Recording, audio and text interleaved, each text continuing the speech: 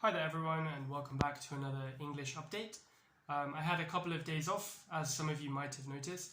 I was a little bit busy and didn't have time to record, upload and make the Quizlet and everything, so I do apologise. I hope no one was too disappointed. We're back with another 5 useful phrases for you today though anyway.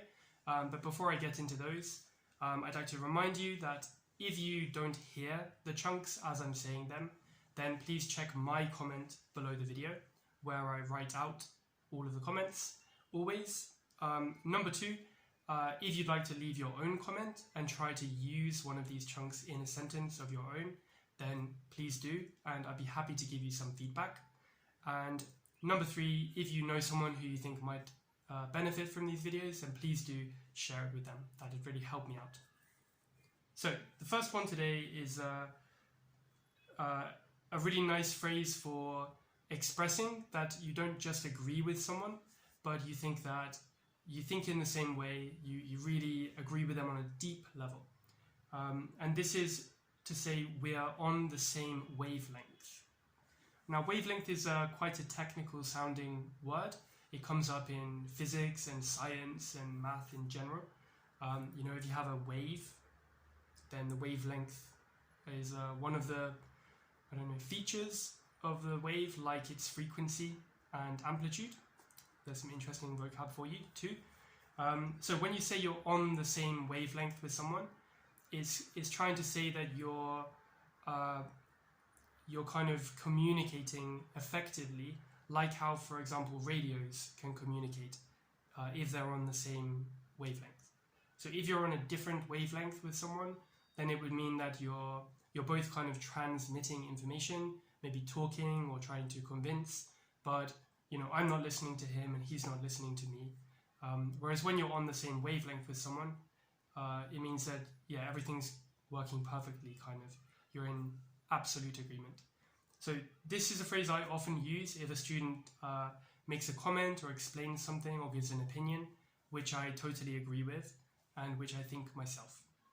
Someone might say blah blah blah blah, and I'll say, yeah, I totally agree, we're on the same wavelength, or I was just about to say that, we're on the same wavelength, something like that.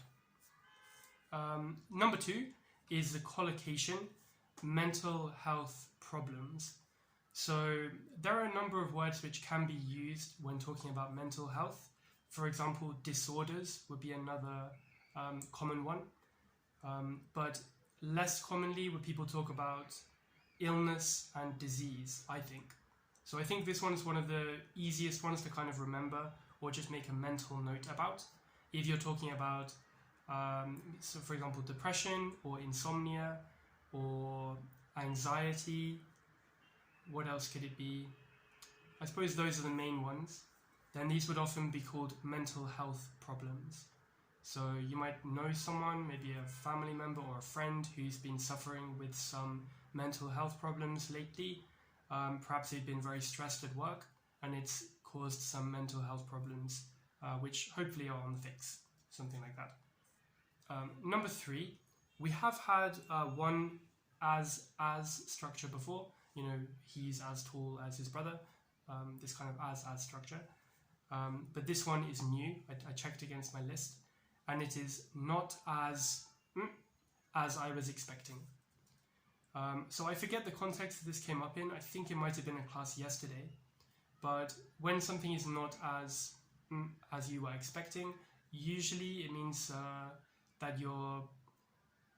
Oh no, I was going to say usually means you're disappointed, but it could work the other way too. Let me give you a few examples. So if you go to see a film and you were told that it's the best film of the year, it totally blows your socks off, it's going to be once in a lifetime experience, but you don't like the film, you could say it wasn't as good as you were expecting, or it wasn't as impressive as you were expecting.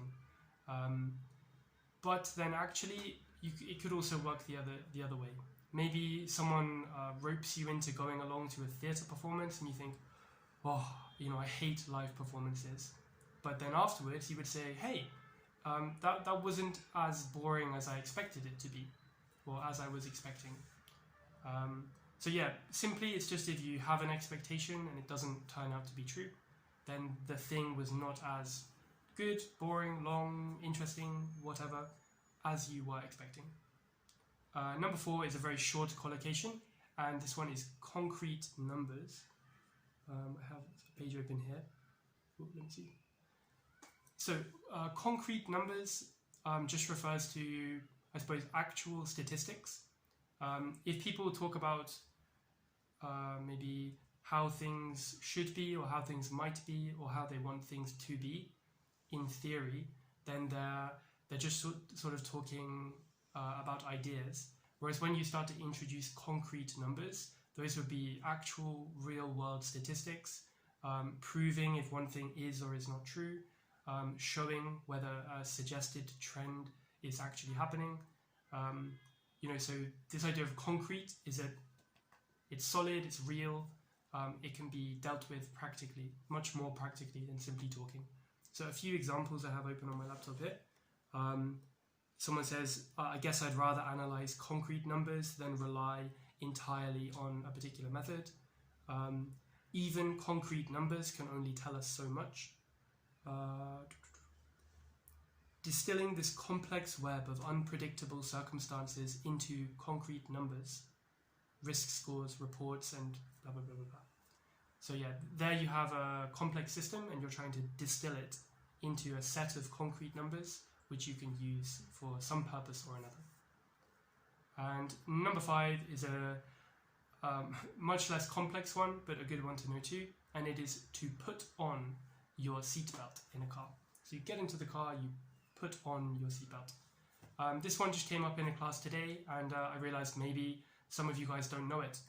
Is it a put over or wear your seatbelt? You can also say wear your seatbelt, actually. But yeah, if you don't know, then we'd normally say, I suppose, wear your seatbelt or put on your seatbelt is the phrasal verb. And then conversely, you take off your seatbelt when you're going to get out of the car. Okay, so that's 5 new chunks of language. Hope you've liked them. If you'd like to review, you can go to the Quizlet link in the description. I recommend playing the match game, where you'll have to fill gaps in the phrases to check that you understand them correctly. And you can also go and find all the other Quizlet sets from my other videos. Otherwise, see you in the next one. Goodbye.